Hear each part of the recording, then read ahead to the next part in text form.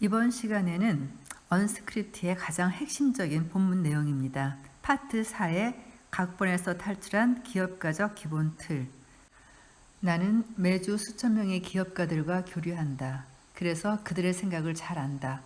무엇보다도 그들이 어떤 식으로 사고하지 않는지를 안다. 성공과 더불어 이것은 매우 중요하다. 생존자 편향이란 것이 정말로 강력하기 때문이다. 성공을 연구하는 것은 큰 도움이 되지 않는다. 우리는 실패를 연구해야 한다. 내가 기본적 청사진을 그려낼 수 있다면 기업가들에게 삶, 자유, 기업가 정신의 확연한 혜택을 안겨줄 수 있는 그 무엇을 만들어낼 수 있다면 그것은 어떤 모습일까? 각본화된 세상과 우리 포럼에서 보낸 세월을 바탕으로 나는 각본 탈출과 극소수의 사람들이 꿈꾸는 경이로운 인생을 창조하는데 결정적인 영향을 미치는 5가지 핵심 과정을 파악하게 되었다. 먼저 진실을 말하자면 각본 탈출의 꿈은 당신이 은퇴하는 날 또는 은행에 수백만 달러의 잔고가 찍히는 날 시작되지 않는다.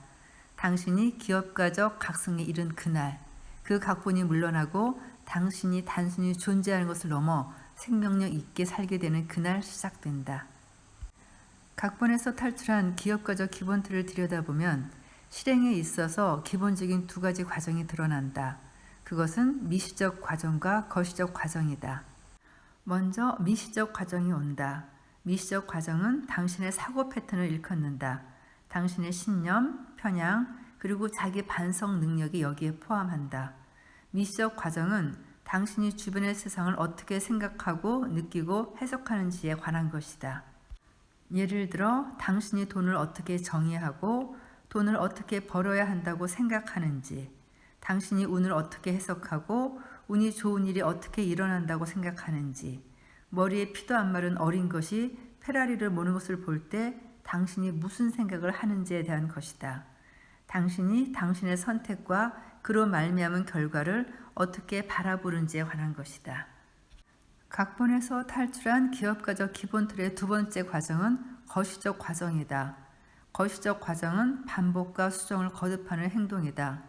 예를 들어 빨래판 볶음을 원하는가? 피트니스 센터에서 운동을 해보라. 딱 한 번만. 그것은 하나의 행동인 한 번의 운동이며 당신의 외모에 대한 효과는 전혀 기대할 수 없다. 그런 것을 무작위적 거시적 사건이라고 부른다. 하지만 1년간 290회 운동해 보아라. 이런 것이 거시적 과정이다. 그러나 불행하게도 비즈니스 전략에 있어서는 많은 거시적 사건이 역동성을 갖고 시간과 함께 바뀌어 간다. 5년 전에 먹혔던 것이 지금은 무용지물일 수도 있다. 온라인 시간은 더 빨리 흘러서 6개월이면 인터넷 산천이 변해버린다. 거시적 사건은 무가치하다. 자기 개선에 있어서 가장 엉터리 모조품 중 하나는 은재 탄환이라는 개념이다. 오류도 없고 실패도 없는 그 하나의 비법을 사람들은 바란다. 여기서 은재 탄환이란 은으로 주전 총알로 늑대 인간이나 마녀 등을 죽일 수 있다고 알려진 전설의 물건이죠. 오늘날 일종의 만병통치약의 개념입니다. 현실을 말하자면 이런 사람들은 대부분 실패한다. 그들의 실패는 올바른 거시적 과정의 결여가 아닌 올바른 미시적 과정의 결여 때문이다. 다시 말하자면 거시적 과정까지 못 가고 거시적 사건에서 그치게 되어 습관을 구축하거나 변화를 일으키는데 아무런 효과를 내지 못한다. 예컨대 당신이 돈은 악한 것이고 모든 부자들은 거짓말과 사기로 부를 이뤘다고 믿는다면 당신의 행동에는 그와 같이 삐딱한 생각이 반영될 것이고 당신은 실천하지 않거나 결과를 낼 수 없을 것이다. 즉 당신의 내면의 자아가 당신의 외면의 자아를 이긴다. 미시적 과정들을 재정립하면 진짜 변화가 일어나고 거시적 과정들이 따라올 수 있다. 둘 다 필요하며 각본에서 탈출한 기업가적 기본 틀에는 이 2가지가 다 들어있다. 당신이 대우각성 뒤에 내딛는 각본 탈출 발걸음은 당신의 미시적 과정들을 손보는 것이다. 우리는 다음 장에서 당신의 3B를 잡고 실험을 좀 해볼 것이다. 여기서 3B는 B로 시작하는 3가지 단어인데요. 빌리프, 신념, 바이어스, 편향, 불신, 허튼 소리입니다. 각본에서 탈출한 기업가적 기본 틀에서 3B는 당신의 개인적 탈바꿈을 이끌고 가는 마음의 지도다. 그것들은 다음과 같이 설명될 수 있다. 신념, 빌리프. 당신이 옳다고 생각하는 것, 반드시 옳은 것은 아니다. 편향, 바이어스. 당신이 자동적으로 작동하는 과정들, 당신의 신념을 재확인해 주거나 방어해 준다. 허튼 소리, 불쉿. 왜 세상이 그런지에 대한 당신의 내면화된 이야기, 단순히 당신이 스스로에게 해대는 헛소리이다. 그리고 불행하게도 당신은 각본 탈출 탐험의 여정 중에 많은 음모꾼들을 만나게 될 것이고, 그들은 당신의 망상을 응원하고 당신이 각본화된 3B에서 벗어나지 못하게 막으려 들 것이다. 그들을 처리하지 않으면 변화는 요원하다. 간단히 말해 환골 탈퇴 여정의 첫 걸음은 당신을 잘못된 길로 이끄는 것들을 바로 잡는 것이다. 그럼 첫 번째 B, 신념에 대해서 8가지 속임수를 한번 파악해 보자. 각본화된 운영체계를 재수립하는 구체적인 첫걸음은 대립하는 신념 이분법을 잘 드러내 편광화하는 것이다. 여기서 편광화란 각 이분법에서 저울의 줄을 각본을 탈출한 신념 쪽으로 옮긴다는 의미이다. 이를테면 세상이 하얗다고 할 때 까맣다고 생각한다. 세상이 매수라고 말할 때 당신은 매각이라고 말한다. 이것은 영원한 패자, 그 99%의 사람들의 팀에서 영원한 승자, 그 1%의 사람들의 팀으로 옮겨가는 것이다. 각본화된 가상 현실처럼 신념 이분법은 본질적으로 기만적이다. 사실 나는 그것들을 냉혹한 속임수라고 비난한다. 문화적으로 엔지니어링되고 보편적으로 은근슬쩍 강매되는 이 신념의 속임수들은 각본화된 인생길들, 인도와 서행 차선을 의례화하여 아무도 갈망하지 않는 99%의 결과를 생산한다. 그 신념 이분법을 있는 그대로 드러내라. 그리고는 편광화하라. 그러면 호련히 1%의 왕국에서 당신의 성과가 맺히는 것을 보게 될 것이다. 그럼 신념 관련 8가지 속임수 중에 첫 번째 신념, 지름길 속임수를 살펴보겠습니다. 우리는 빠른 결과를 요구하는 전자레인지 문화에 살고 있다. 다음 주도 늦고 내일도 늦고 아침 식사 후도 늦고 지금 당장이어야 한다. 우리는 모든 것을 빠르고 쉽게 손에 넣기를 원한다. 이 책을 읽는 독자들 역시 지름길을 찾고 있을 것이다. 그들은 순식간에 부의 추월차선으로 갈아타는 버튼 같은 것을 알려달라고 요구한다. 하지만 요즘부터 말하자면 지름길은 존재하지 않는다. 각본에서 탈출한 사람들은 불편한 과정이 있어야 진보가 있고 진보가 있어야 사건이 일어난다는 점을 이해한다. 어려운 과정을 겪어내지 않고는 진보를 이룩할 수 없고 진보 없이는 사건이 도래하지 않는다. 그리고 그런 과정을 비켜나가려고 할 때마다 당신은 조급한 마음에 지름길만 모색하게 된다. 그리고 지름길들은 당신에게 지름신을 내려 돈을 뜯는다. 왜냐하면 당신의 뇌가 과정이 아닌 결과 위주의 효율성만 찾기 때문이다. 당신이 결과 중심주의를 마음에서 비워내고 과정 중시 원칙을 들여놓는다면 좌절과 고뇌는 느껴지지만 결국은 극복된다는 것, 난관은 예견되지만 역시 극복된다는 것, 그리고 무엇보다도 일이 빨리는 아니더라도 되어간다는 것을 확인하게 될 것이다. 비범한 결과는 비범한 노력을 요한다. 이 말의 의미는 유령쫓기를 포기하고 지름길 모색을 그만두라는 것이다. 진짜 어려운 일은 지름길이 없다는 사실을 받아들이는 것이다. 성공은 당신이 생각하는 것보다 간단하다.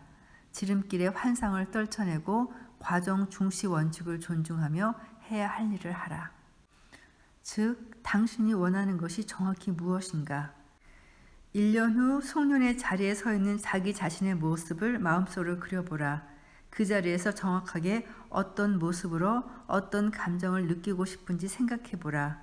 목적지를 정하지 않으면 그곳으로 가는 길을 찾을 수 없다. 그리고 또 하나 중요한 것은 목표를 정량화하는 것이다. 당신의 목표에 숫자를 붙여라. 구체화하라. 구체적인 숫자를 가지고 목표를 정량화하라. 목표 달성 수준을 측정할 수 있을 때 목표는 더 쉽게 이루어질 수 있다. 그 다음에 해야 할 일은 목표를 내가 일일 목표라고 부르는 핵심적 행동 요소로 나누는 것이다. 무엇을 매일 꾸준히 실천하면 목표 지점에 도달할 수 있을까? 만일 당신의 목표가 체지방을 12%로 낮추는 것이라면 당신의 일일 목표는 매일 운동하고 하루에 2000칼로리 이상 먹지 않는 것이 될 것이다. 그 다음으로는 목표를 달성하기 위해 그 성취를 막는 것들을 파악해야 한다. 성공은 무엇을 시작하기에 대한 것이기보다는 무엇을 그만두기에 대한 것일 때도 많다. 과정 중시 원칙의 가장 어려운 부분은 반복이다. 위대함은 많은 작은 것들을 매일 실천하는 데 있다. 그리고 올바른 전투지 파악하기. 살 빼기를 원한다면 어디서 싸움에서 이기고 지는지를 정확히 집어내야 한다. 대부분은 싸움터가 부엌이라고 생각한다. 하지만 진짜 전투는 부엌이 아니라 식료품점에서 치러졌다. 그리고 일단 전투지가 파악되면 당신은 나쁜 습관들을 제거해야 한다. 비디오 게임 중독에서 벗어나려면 엑스박스 콘솔을 포장하여 팔아버려라. 아니면 다락방에 던져 넣어라. 이제 과정 중심 모드의 마지막 단계로 넘어간다. 즉 행동을 습관으로 굳히는 것이다. 당신의 목표가 무엇이든 반향이 올 때까지 행동하라. 귀한 회로의 발동이 걸릴 때까지 규율 있는 행동을 계속 취하라. 나는 피트니스 센터에서 나의 첫 귀한 회로 반향을 경험했다. 나의 비석 마른 팔에 알통이 생겼고 사람들은 나의 미묘한 변화를 감지하고 한마디씩 칭찬의 말을 던지기 시작했다. 이 반향은 운동을 더 열심히 하기 위해서 그것을 주의 전환을 위한 일시적 소일거리에서 하나의 습관으로 바꿔 놓았다.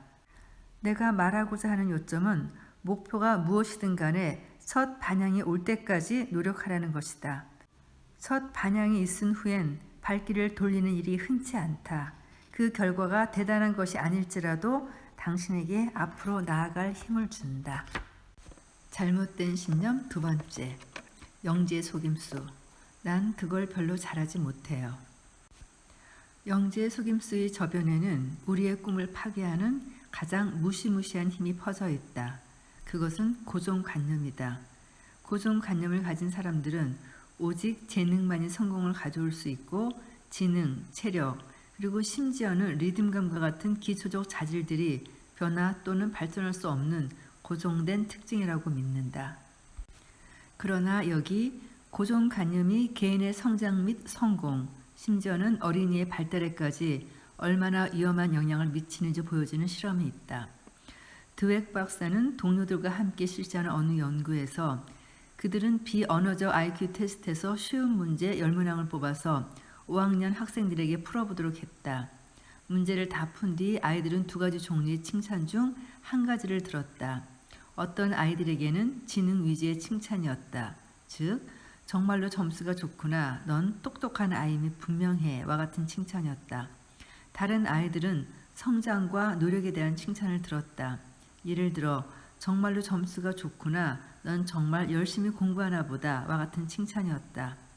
나중에 추가적인 테스트들이 더 진행되었는데 결론부터 얘기하자면 지능 위주의 칭찬이 학생들로 하여금 지능을 증명해 보여야 한다는 부담감을 느끼게 하는 동시에 모험이나 도전을 회피하게 만드는 환경을 조성한다는 것이 발견되었다. 지능 위주의 칭찬을 들은 아이들은 불완전함을 부끄러워했고 거짓말을 해서라도 그런 수치스러운 상황을 모면하려 했다. 고정관념을 가진 사람들은 자신을 개선하거나 개발하기 위해 시간을 쓰지 않는다.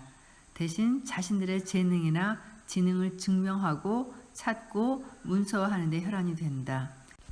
그들의 뇌 활동은 거의 죽은 것이나 마찬가지인 반면 도전으로 도욕하는 자들의 뇌는 불타오른다. 이 실험을 통해 캐롤 드웩 박사는 그의 역사적 연구를 통해 고정관념에 대해 우리 스스로를 방어하는 한편 그것과 반대되는 것, 즉 성장을 촉진하는 방법을 선사해 주었다. 재능이나 능력을 절대로 칭찬하지 말라. 당신 자신에게도 말고 자녀에게도 말라. 그 대신 과정을 칭찬하라. 개선과 습관과 성장과 노력을 칭찬하라. 얼마나 진보해 왔는지 칭찬하라. 그러면 어느 날 그 성과를 칭찬할 날이 오고 말리라. 이어지는 세 번째 신념, 소비주의의 속임수입니다. 99%의 소비자 대 1%의 생산자. 나는 자동차를 구매하면 해냈어 라는 느낌을 받는다. 자동차라는 상징물은 나를 부유하고 세련되고 고급스럽다고 느끼게 해준다. 아르마니로 치장하고 포르쉐 자동차를 몰고 싶다고 열망하는 것이 잘못은 아니지만 이런 것들을 소유하기 위해 치르는 대가가 있다. 그것은 무엇일까? 그게 뭐겠습니까? 당연히 할부 빚이겠죠. 소비가 소득을 앞지르게 하는 소비주의 속임수에 걸려 많은 사람들은 분수에 넘치는 자동차를 산다. 그리고 월요일 아침 7시면 고속도로가 교통체증에 걸린다. 사람들에게 선택의 여지가 없기 때문이다. 사람들은 그 빚을 갚기 위해서 죽을 때까지 노예로 살아간다. 간단하게 얘기해서 빚은 버는 것보다 더 쓰는 것이고 생산보다 큰 소비이다. 당신이 잘 살기를 원한다면 잘 생산해야 한다. 당신이 더 많은 생산 가치를 사회에 보탤수록 당신의 집은 더 커지고 차의 엔진은 더 강력해지고 당신의 스테이크는 더 맛있을 것이다. 그러나 생산자로서 방향을 재정립하려면 편강화된 전환이 필요하다. 첫째, 기업가적 노력을 통한 생산이 소비보다 훨씬 더 커야 한다. 이것을 어떻게 하는지 뒤에서 자세히 보여주겠다.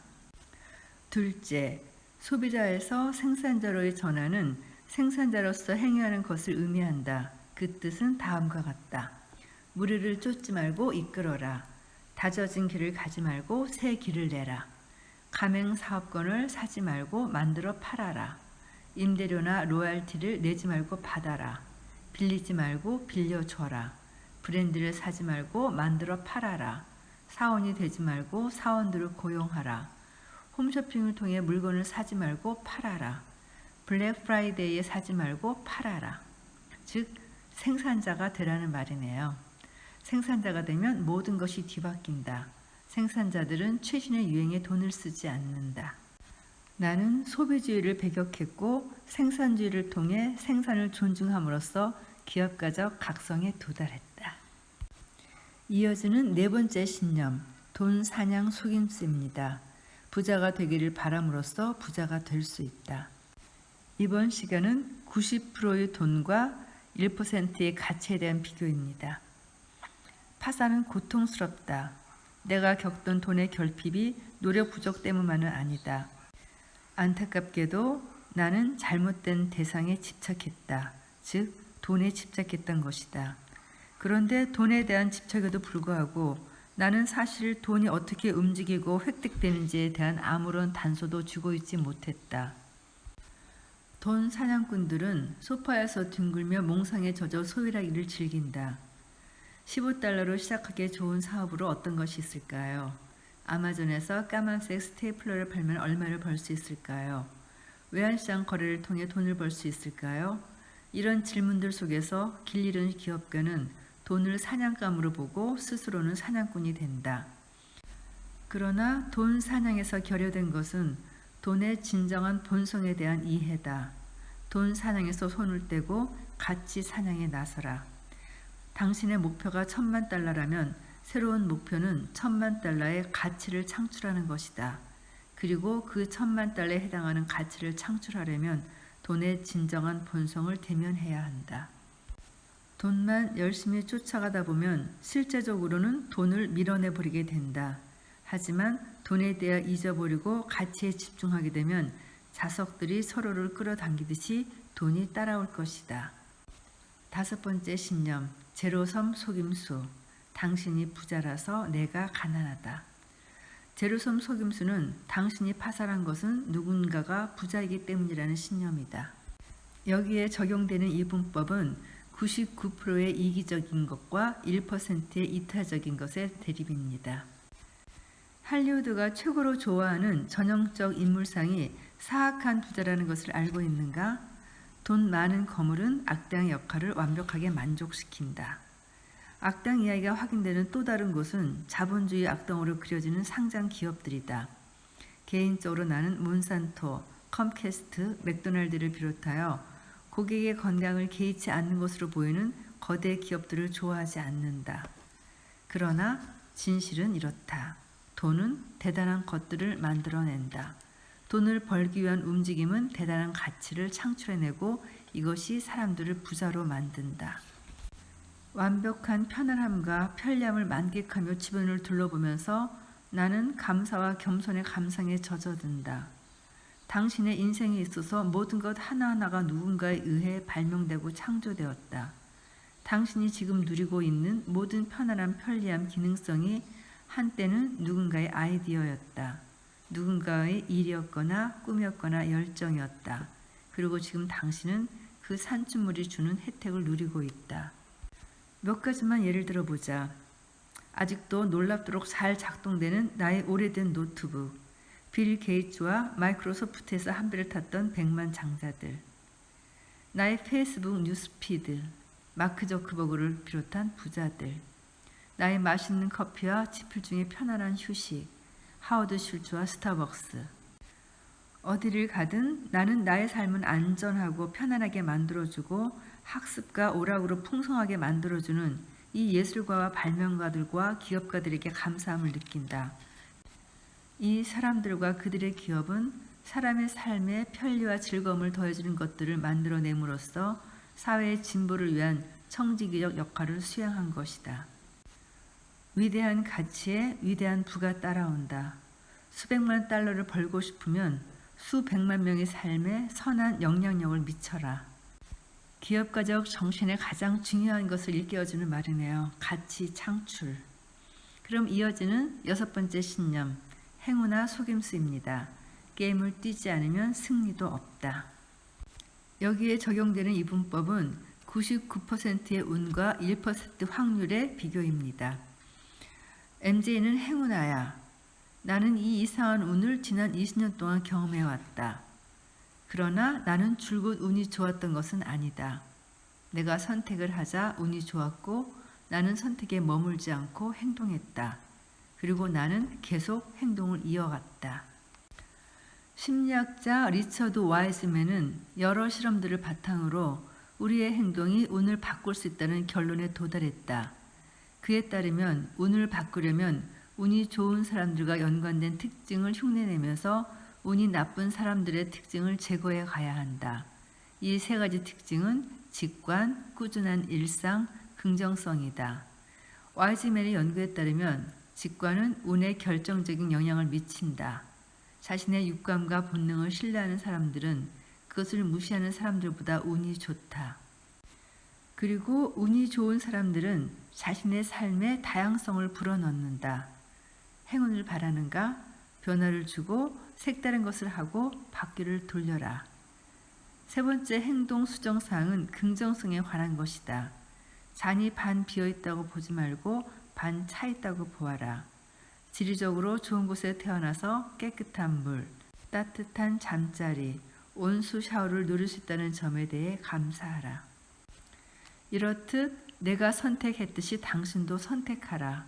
그와 같은 권한을 가지고 당신은 운을 바꿀 수 있다. 당신의 우주를 바꾸어라.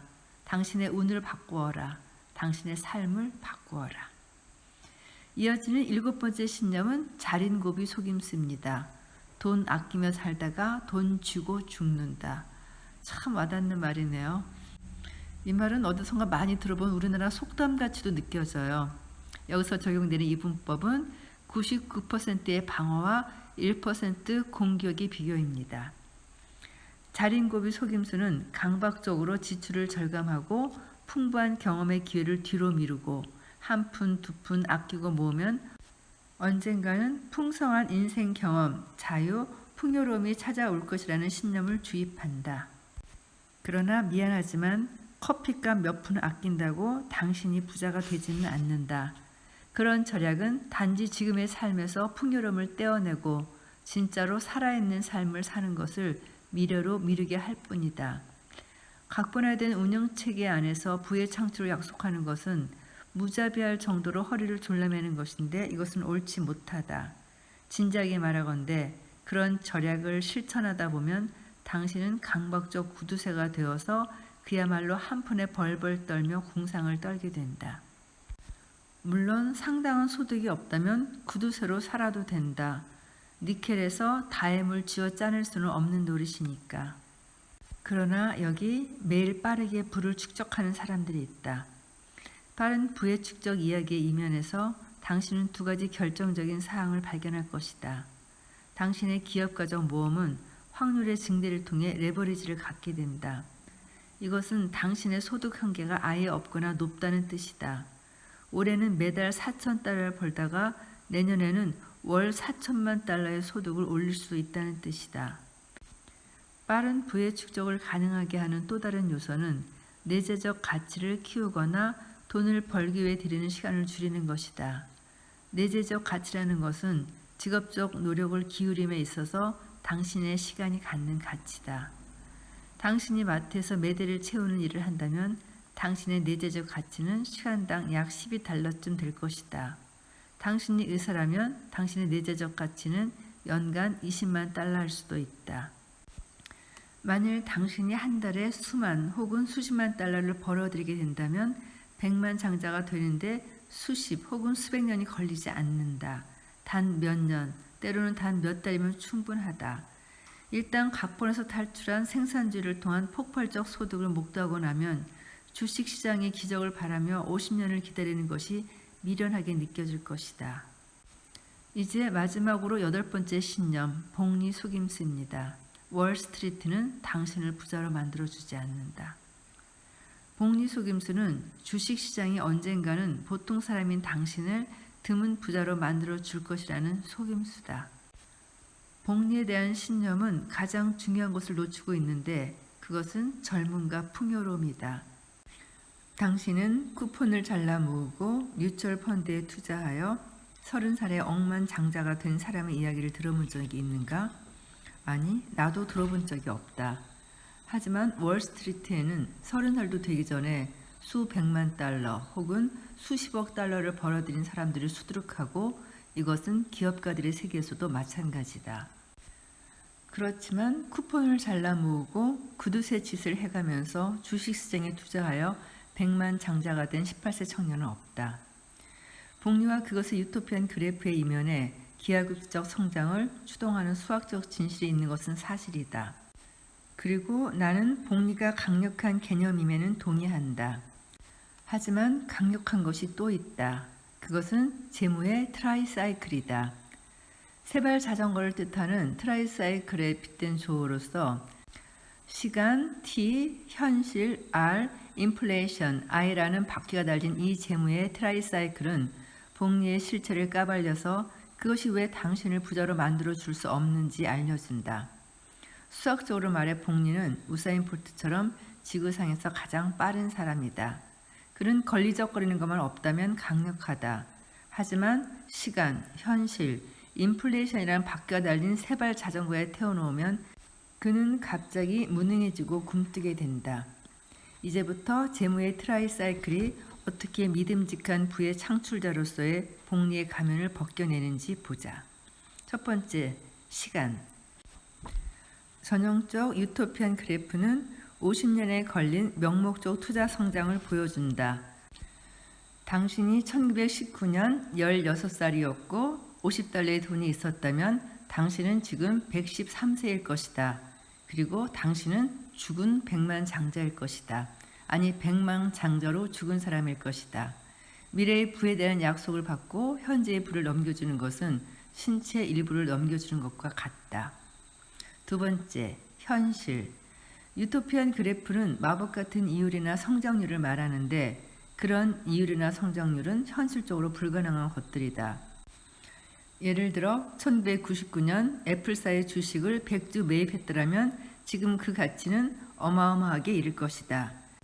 그러나 이 수익률들은 과거 실적을 가지고 역산한 것이므로 리스크가 전혀 배제된 것이다. 세 번째, 인플레이션. 앞서 했던 복리계산으로 돌아가 보자.